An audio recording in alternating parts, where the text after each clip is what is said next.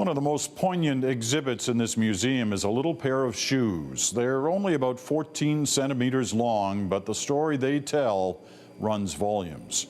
Reg Sherren now with the Titanic mystery that's a real step back in time.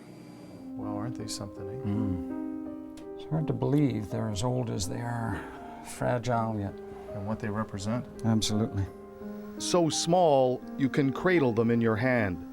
But these tiny leather shoes played an enormous role in solving one of the most poignant mysteries in the tragedy that was the Titanic. We were approached by a fellow by the name of Earl Northover. Jerry Lunn, the artifacts curator here at the Maritime Museum of the Atlantic in Halifax, says nothing speaks louder for the victims of that cold April night.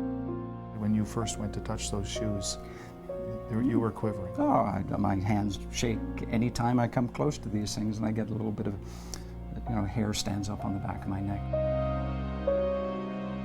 We oftentimes see folks just coming around the corner and stopping and looking at these shoes and think about what they represent, and to try and imagine the small, less than 2-year-old boy who became known as the unknown child standing in these shoes.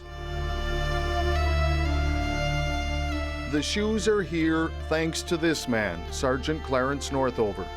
He was on the wharf that morning, guarding the bodies, among them that of a young child, watching as the victims' belongings were swept into piles to be burned. But he couldn't let them burn those little shoes. And this is him here, eh? Yeah. Earl Northover is Clarence's grandson. A lot of this stuff was supposed to have been burned to keep it. It was. And that's why I asked for the shoes right away, because the sweeper is heading to a fire on a cement dock, and they're going to burn it. Earl thinks his grandfather may have wanted to donate them to a child in a local hospital, but his wife thinks it may have been something else. He had 4 children, and the one named Charles died in infancy. And I think those shoes perhaps represented that child. Whatever the reason, Clarence Northover kept those little shoes.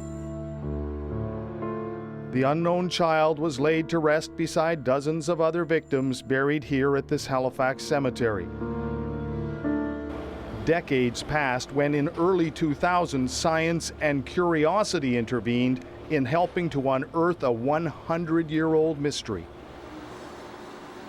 Ryan Parr is a DNA expert who at the time worked at Lakehead University's Ancient DNA Laboratory.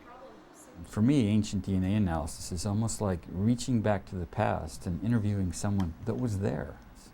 What can your personal genetic information tell me? Can I give you a name? Can I identify you? Yeah. Is that important to somebody out there? And it turns out it was. Permission was given to exhume 3 bodies, but there was very little left to go on. In the child's grave, some teeth, a piece of bone, and a small medallion which read, "Our Babe," placed in the coffin by the crew that found him. At first, they thought they had a match with 2 other children lost that night, but the DNA had degenerated. For several years, DNA tests suggested those 2 children, first a young Swedish boy, then 13-month-old Ino Panula of Finland, could be the face of the unknown child. But then, there were those little shoes.